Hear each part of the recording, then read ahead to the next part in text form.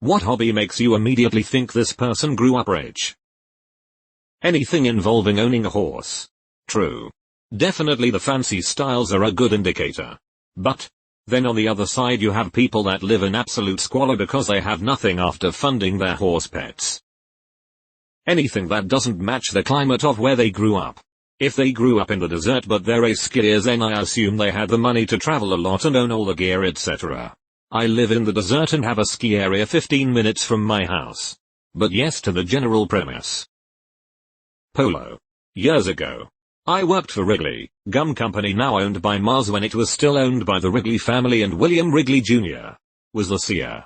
My second day, I ran into Mr. Wrigley in the elevator but didn't know who he was. During our small talk, it came out that I trained BJJ, still very new in the US 20 years ago, and I ended up asking him what sports he played. His response? Oh, I play a little pickup polo from time to time. I can't even imagine how the hell a pickup game of polo might materialize. I can't imagine a dozen or so billionaires out riding their favorite polo horse and just happen to run into one another at the park. Sailing. Ironically, I'm a sailor because it was cheaper to live on a sailboat than land. And I was very poor at the time. Rich. Polo. Super rich. Elephant polo. My fiancé was telling me a story about the exchange students that lived with them and how they were so nice and would help take care of the house. I asked her why her exchange students stayed with them for so long, when all my high school exchange student friends had only stayed for a semester. It was at that moment she realized that she grew up with Swiss nannies. My sibling has 2 kids, works, and a spouse that works. They compared pricing of daycare versus getting an au pair, in the form of a foreign college student. Now, I don't know offhand if the au pair was cheaper, or how much more expensive. But I do know that's the option they went with because it made more economic sense. Not like they live in New York City. Or anything like that either, they're semi-rural in a Midwest state. That having a whole ass person live with you to help with the kids is economically comparable to dropping your kid off at a daycare is bonkers. Most winter sports. That gear ain't cheap. As a wannabe hockey kid whose parents couldn't afford for me to be a hockey kid. For sure. Not really a hobby, but people that go to Disneyland Disney World at least once a year despite living several states away. Scuba diving. Then they name all the places in the world they scuba dived. As a diver, I can firmly say our sport has 2 categories of divers. You have tons of rich asses who dive maybe once a year in some wonderful tropical location they flew to, but suck at the sport because they rarely ever practice. These are the kinds of folks who will show up with thousands of dollars worth of gear, but can't remember how to put it on. Conversely, there's also a big contingent of divers who are more working middle class, and who dive wherever the hell they can locally. They usually don't have the most modern gear, but they get a good amount of practice in whatever lake, river, pond, or other body of water they can access locally. It still isn't a cheap sport, but doing a few days of diving a year gets a lot less pricey when you're not flying to another country for it. Kotting. Yes. Motorsport in general. I don't know why it wasn't mentioned yet. If they're under 30, aviation. If they're over 30, hell, probably still aviation. Lacrosse. For some reason. Good point. I wonder why it's not for everyone. Nothing stands out as exorbitantly expensive. As someone who plays golf. Definitely golf. Up pointing index. This person grew up rich. Going to space while wearing a Dumbus cowboy hat. Horse dressage for sure. I know some middle-class folk who own a horse or 2 on a farm, but if you're riding in competitions, you're likely wealthy. Car people with more than one hobby car. I generally agree. Although I have to laugh thinking of myself and friends with more than one 80s piece of shit project car taking up space. The combined worth of my 2 project cars is less than 1/4 of a new sedan. Hunting humans on private islands. Yep. The rest of us have to be content with hunting humans on public islands. Car collection customization. It's only rich guy shit if you're not broke as a result of it. Most car guys, including myself, blow way more cash than they should on the hobby. There is a cross-section though. Mod cars plus wears New Balances equals rich guy. Horses. Go-karting. I never got why go-karting is a rich kid's thing. Me and my friends were dirt poor, but we had access to a wire feed welder and could get cheap scrap steel from the oil fields in the form of drill stem pipe and sucker rod. And more ether than sense. Then again, my hometown was the kind of town that on board summer nights we'd bike out to the water tower and toss lawn mowers off the top for shits and giggles. Fine art collecting. It takes serious money to even consider going down that path. Also a certain type of education.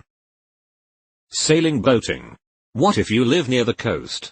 I know a dude who grew up in a single parent household that was pretty bad off, but he still was on a sailing team because the school he went to had little boats for its team. When I got to college and realized that no one else knew how to snowboard or wanted to go trap shooting with me, I had to adjust my hobbies to slacklining and frisbees. Being in the upper levels of competitive gymnastics. My daughter is only 6 and it already costs $350 a month, plus another $1,000 a year for travel and $450 a year for leotards, jacket, pants and bag. If she sticks to it into her middle high school years and keeps excelling, we are looking at $1,000 plus a month for gym fees and booster club plus travel fees and uniforms, so probably closer to $1.5K plus a month when you factor that stuff in. We are upper middle class and right now can afford it, but I'm not so sure about when she gets older and once our other kid gets into sports too. You definitely have to have some money to afford it. It's like paying for college. Competitive cheer as well. 500/no. Not counting individual classes. Mats, uniforms, etc. But the travel is the big ticket. One coast to another several times a year gets $$. Now. One has a broken joint that she's just braced up with and kept going with. Which the doc has advised no more. As in you have to stop. Having bad knees, wrists, ankles as a teenager isn't good. Grandkid, not my expense. But it's crazy costly. Dueling with swords. Just having the slapping glove in one's possession, the glove necessary to initiate the duel, is a clear sign of wealth and refinement. Dueling with flintlocks seems to have gone out of fashion. Tennis. There is reason it's called rich people sport. It's also sponsored by Rolex. Yes. But tennis is pretty cheap. All you need is a racket and some tennis balls. Then go find a tennis court. Anybody can afford that. Heck, I used to play with my friends when we were in 7th grade. And we are all far from rich.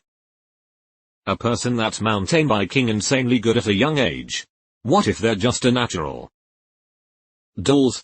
If they had an absurd amount of certain dolls and collect them, they were rich. Especially if they still have them as an adult. Lady I Babyssit for has 100s of dolls and an entire room filled with them. It's as creepy as it sounds.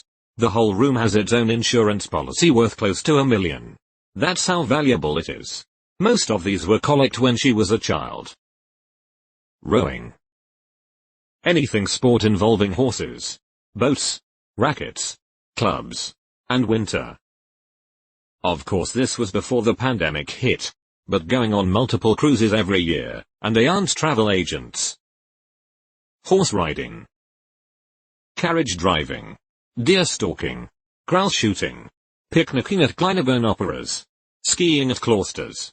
I want to go to Glyndebourne so badly. Then again, I want to go to every big opera house. Only Vienna is within a comfortable driving distance for me.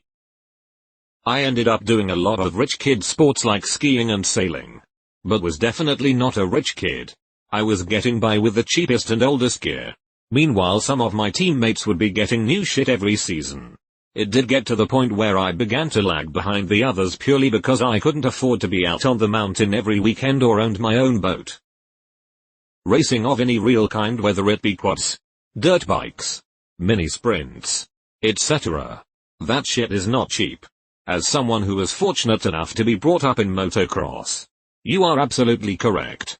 We had a motorhome with a small garage space, backup generator, 2 bikes, and a UTV we took across state lines every weekend.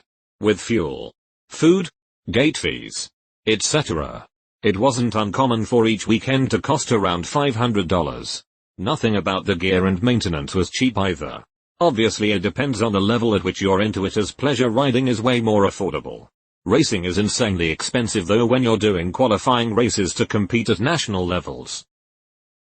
Frequent vacations. I'm in my 30s and I have friends with stupid careers that own homes and travel all the time. If you have an adult friend that makes jewelry or pottery for a living, they're full of shit and come from wealth. Horse riding. Dressage. A lot of people are posting things that are very middle class, tennis, skiing, etc. Not many middle class folks doing dressage. Horseback riding. Golf. And not sure if it's a hobby, but the rich kids always had stories of vacations with their parents to Lake Tahoe, Hilton Head, Rosemary Beach, Scottsdale, etc. like it was just a regular thing you do. It is a perfectly regular thing if you're rich. Crew. Can you explain your rich person hobby to the peasants here? If my Phil is anything to go by, diving. But then he does have all his own gear, and a very expensive underwater camera, and accessories. Fox hunting. In both Western and English styles, but more heavily in the latter in equestrian stuff that's extended beyond casual. Some assumptions probably are true, but that can also be true in Western and there can be crossover and stuff as well. Cheapest thing is the horse itself. Upkeep is the big money. I do know one of our big show saddles was almost $4 covered in silver. Crazy what people pay for tack. Sailing. Polo. Wine tasting, wine tours. Flying. Horse riding. Golf. Lacrosse. Opera. Ballet. More punctuation. I read that as flying horse riding, and for a brief moment was willing to accept that some of the hyper-rich will take a horse onto a cargo plane to ride it around at 37,000 feet. Actually, that sounds like something that would probably be based in Dubai the more I think about it. Off the top of my head. Horse riding. Ice skating. Skiing and snowboarding. Wakeboarding. Motorsports of any kind. Offshore fishing. And for the boomers, antiquing. Glamping, camping but doing it with gear that costs more than I make in a month. Camping but doing it with gear that costs more than I make in a month. That's not really glamping. Glamping is pretending to camp, but with someone else setting up your tent and cooking for you. For example, my backpacking gear is probably worth over $1,000. But I'm hiking 10 miles into the woods to set up a tiny, fragile tent on the side of a mountain and eat freeze-dried beans out of a bag. It's not glamping by pretty much anyone's definition. People who went to high school where a Pizza Hut or Subway is in the cafeteria. Gokkarting. Not the kind at arcades and stuff, but the real kind. It's how you get into Formula 1. As someone who has started practicing archery recently, those goddamn arrows cost so much. It's basically a war crime. Same goes for bows, targets, backstop nets. So almost everything. The wood arrows I use cost like $6 a pop. It would be fine if the stupid arrows didn't hit the grass, and then curve and go under the grass. They become impossible to find. I actually thought of buying GPS tracking chips or something to find the buggers. Jet skiing. If that's even a hobby. Offshore fishing. Scuba diving. Or pretty much anything else that requires a boat. Track days. Horseback riding. Horse care looks expensive as fuck. It is. However, you don't need to be rich to ride horses. Skiing. Deleted. Ah yes. Dressage. Squash. Hockey, especially if there were a goalie. Polo. Probably golf. Horse riding. My grandfather was a country club type of guy. My uncle, who's incredibly wealthy, has the hobby of building and flying his own airplanes. There are apparently kits, but he has also bought and repaired little two-seater planes that went down. I know several people who work at a desk, but got their pilot's license just because. Racing. People think it's a white trash sport, but the amount of money required to race in an amateur setting is astronomical. You put in way more than you get from it. The only people who can do it are people with big bucks. Golf and tennis. Anything to do with horses. Anything? Polo. Polo. Truck nuts. English horseback riding. Horseback riding. The one girl I know has been doing it since she was a little girl and has lived the most privileged life of anyone I know. Young machine gun owners. Minus 8k per gun minimum due to artificial inflation created by stupid laws. Tells people that they should just save their money and they'd be able to own machine guns. Owns at least 5. Which BTW ranges from 40k possibly even $1 million. Ice hockey. Ice time is expensive. Fox hunting. Collecting and driving sports cars. Anyone who owns horses. Golf. Old rich person's game. Golf. Ballet. Classes. Point shoes. Performance costumes. And competitions are all insanely expensive. Golf. If someone in their early 20s owns a nice golf set, I assume they inherited it or bought it with their parent money. Peasant whipping. Not a typo. Fucking water polo, what even is that? Honestly, any aquatic sport growing I went swimming maybe once a year if I was lucky. BC, you know, poor people don't have pools, so growing up I thought if you had a pool you were rich. This is my first Reddit post comment, I love it here. Golf. Golf. Like not mini golf but like big golf. Following a band around the country world. Gonna be honest. A lot of hobbies when you get into the top tier of things get very expensive. A lot of stuff mentioned here can be done on the cheap with ingenuity and passion for the hobby sport. For me, it's when a person starts a new hobby and buys the nicest equipment. That's when you know. Golf is a very uncommon sport in the place I live. Only rich people play it. Snowboarding too. Because it never snows here, so you need to travel to another country. I have a friend which goes to Switzerland, Andorra, Russia etc. just to play it. This only happens in my country though. Not exactly a rich thing. More of a suburban. But jogging around the neighborhood. Haha, I've got a similar thought on biking. Being on a bike because you want to versus being on one because you need to speaks volumes about your surroundings.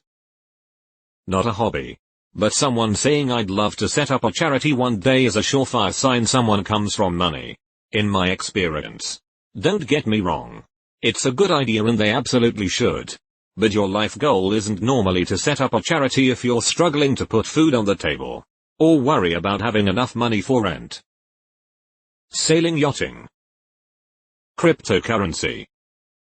When men in their 20s are avid golfers. Sailing.